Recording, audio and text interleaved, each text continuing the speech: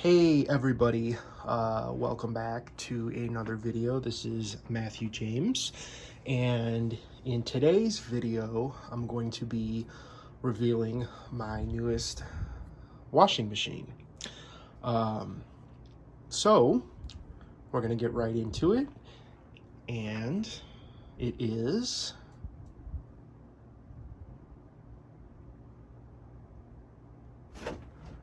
a 1994 KitchenAid Suburba SureCare 3-speed.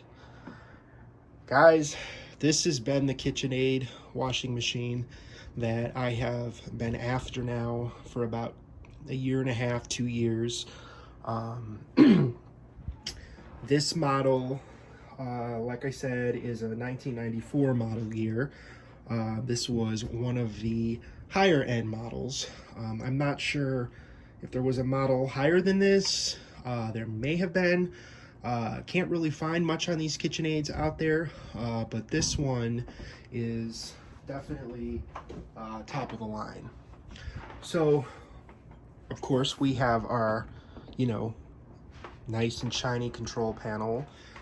Variable water level control with the reset. So if you hold it to reset, it will fill past the water pressure switch.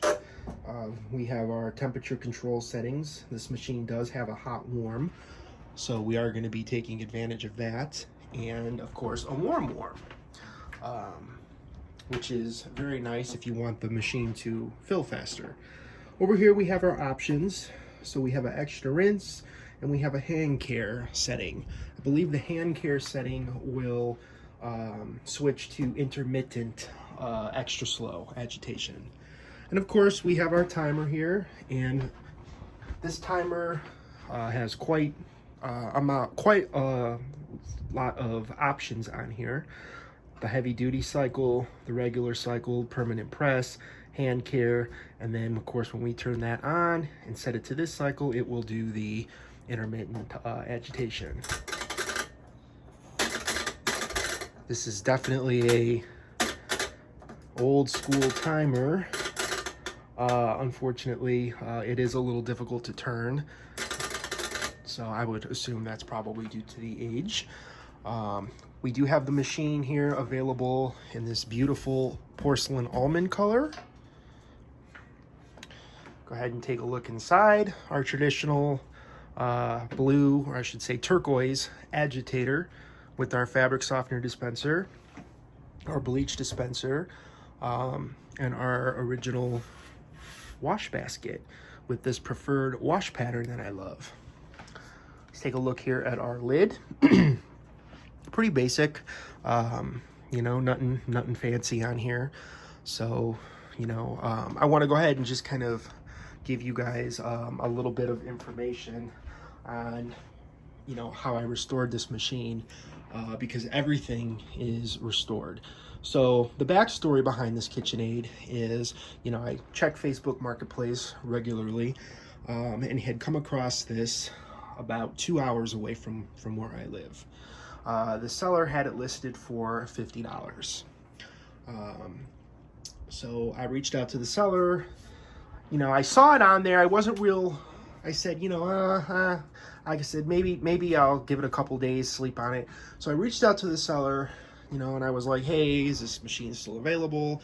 They said yes, and I was like, you know what, I'm going to ask for the hell of it. And I said, would you be willing to deliver this? And they said, sure. I said, what would you like to deliver this 2 hours away? And they're like, give us $50. So I said, $100? Wow. Okay. I said, that's they don't know what they have. So they delivered it. They had sent me a video. It worked. We had some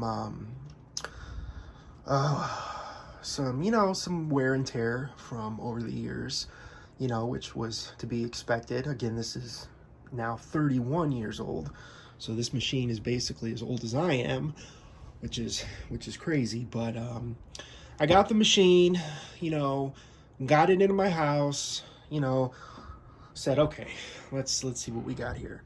Guys, I kid you not, this was by far in the worst condition interior wise, the worst condition I have ever seen on a direct drive. Everything was rusted. They obviously had a leak, which I'll get into here momentarily, but the whole bottom base, and I'm going to try to see if I could post some pictures, but the whole bottom base on the right side was completely rusted out. It turns out that the outer tub, the outer plastic tub, which is behind here, had a hairline crack, and I guess it had leaked. It looked like it had leaked for probably a good at least 10 to 15 years, so about maybe half of its life. And that had just run down the base and totally rusted out the interior portion of this cabinet here. So I said, you know what? I said, if I'm going to do this, I'm going to do it all the way. And I am so glad that I did. It was, don't get me wrong, it was a pain because I had to sand, I had to prime, I had to paint, just completely I put so much work into this machine, but I'm very pleased with the results. You know, but the biggest thing, I said I got to sand it, I'm going to paint it, I want to preserve the original parts of this machine.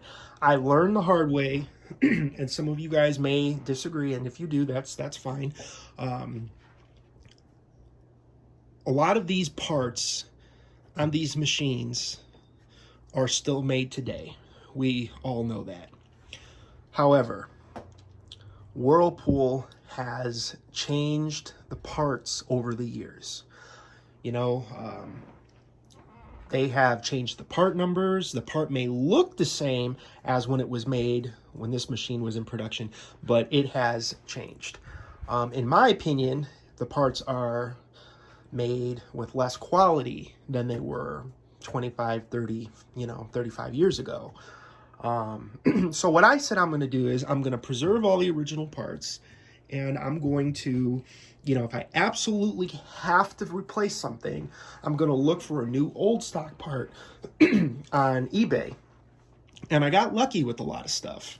The first thing I said I was absolutely going to not do anything with was the pump, unless I had to. And I can rest assured, this is the original pump in this machine. I cleaned it, I inspected it, I made sure that there was, no damage to it, no leaks. Was a little nervous at first when I was cleaning it out because I was being so careful and thought I had, damaged it, and sure enough, I did not. But I'm super excited that this machine does have the original pump. It is the old school pump that a lot of you guys love. So that is definitely, a pro. The transmission in this machine. This transmission was fully rebuilt. I said, I am not going to try to, look and get a used one. Apparently, I think it's core-centric. They no longer rebuild direct drive transmissions. I had purchased a couple of those a couple years ago. I would take the original transmission out and just buy a new one because I was lazy and I didn't want to do a neutral drain replacement. I am so proud that I did that in this machine, because not only did I do a full neutral drain replacement, but I cleaned it and I replaced it with oil, the OEM Whirlpool oil. I know some of you guys are into different brand oils. I didn't want to get into all that. I'm exploring that in the future, but I used the original Whirlpool recommended oil. I think it's 90 weight gear oil. The tub support, unfortunately, could not be preserved, so I did have to hop on eBay, and I got a really old school tub support, which is in excellent condition. I just had to touch up a few things. These tub supports are becoming very difficult to find in good condition because friends over at Whirlpool wanted to discontinue them. So we restored the agitator. Actually, it was in excellent condition, just had a little bit of grime and, soap scum, which came right off. The agitator dogs, of course, are brand new in this thing. One other thing I do want to point out here is I had to add these felt pads They did not have anything, so when the lid, if you knocked it down, it would slam. So these aren't the greatest solution. Unfortunately, the original part has been discontinued and is no longer made. So I said these will suffice, and they don't stick out. Thankfully, this is still good. Our lid switch is good right here. I did not bypass it, so I'm just gonna stick the pencil in it. Just kind of, leave it alone. I did run into some issues with the bleach dispenser. So this style bleach dispenser, which I guess looks kind of like a backwards D, is no longer made. Surprise there. And the bottom part here had broken off, and it would not stay on here at all.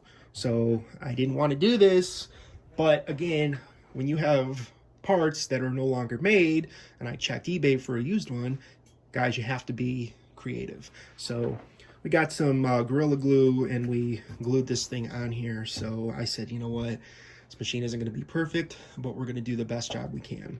So big other thing, does it have the original motor? So I'm going to show you guys here, and bear with me here while I get it. No, it does not have the original motor. So this is heavy. This is the original motor right here. As you can see, KitchenAid from '94. See these two wires?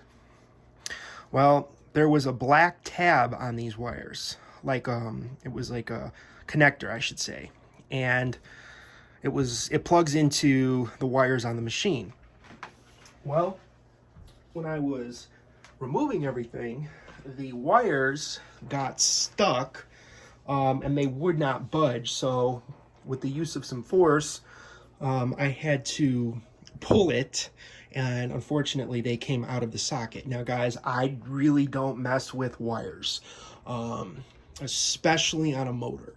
So I'm looking into seeing if the motor can be fixed.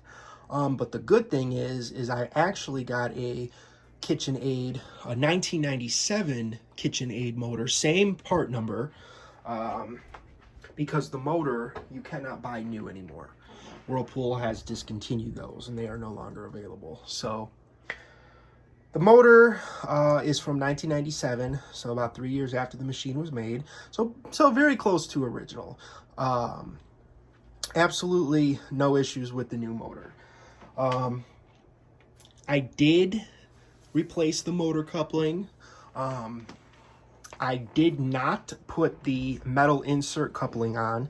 After doing some additional research, I don't think I will use the metal insert coupling on my machines, simply because it can wear the shaft down over time. So I do have the plastic insert coupler in there. The drive basket, which spins, I did find I had to replace that. The original one was kind of making a strange noise, so I had to look on eBay, because again, I said I am going to replace parts that absolutely need to be replaced with original new old stock parts, and that is exactly what we did. And rest assured, I have not had any issues with this machine yet. So I don't have it hooked up.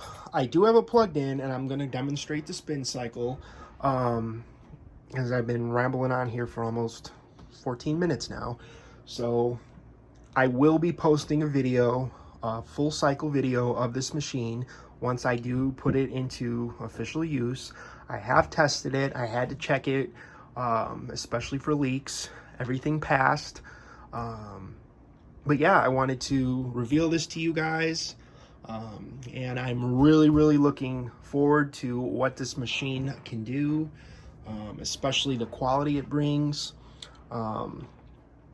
So I hope you guys will stay tuned, and we will take it from there. So with that said, I'm going to get my pencil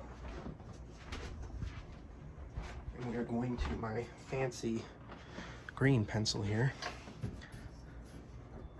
Actually, I will do a dry agitate for you guys. You can do that on here. I believe this is a Suds return. Little dot right there. Probably hard to see.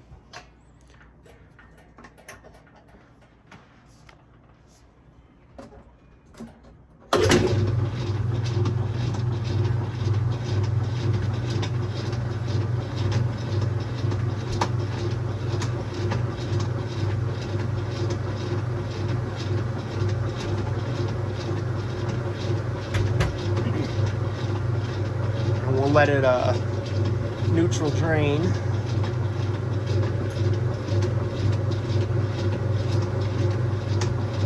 And of course, for those of you guys who are unfamiliar with the KitchenAids use a wider base, and they don't do fast agitation. So because the fins on the base are larger, you get that additional rollover, and the science behind that is that it's more gentle on your clothes. These KitchenAids also do a step spin. So the spin starts off low, and then it will gradually increase to a fast spin. So not really sure how I kind of feel about that, but that was definitely a feature on these KitchenAids, so that your clothes were definitely well cared for.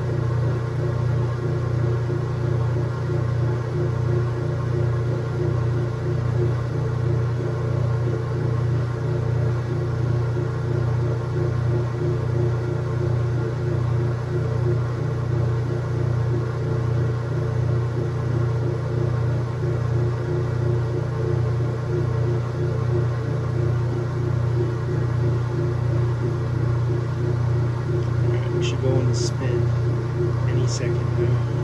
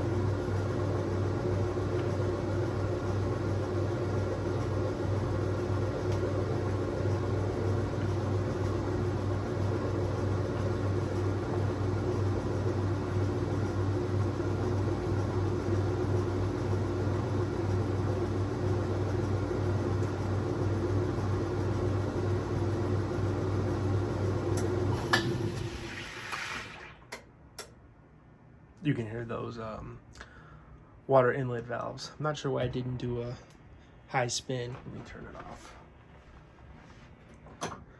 But guys, I will definitely play around with it. We will do lots of videos on this. And yeah, so I thank you guys for watching. Stay tuned and have a great night.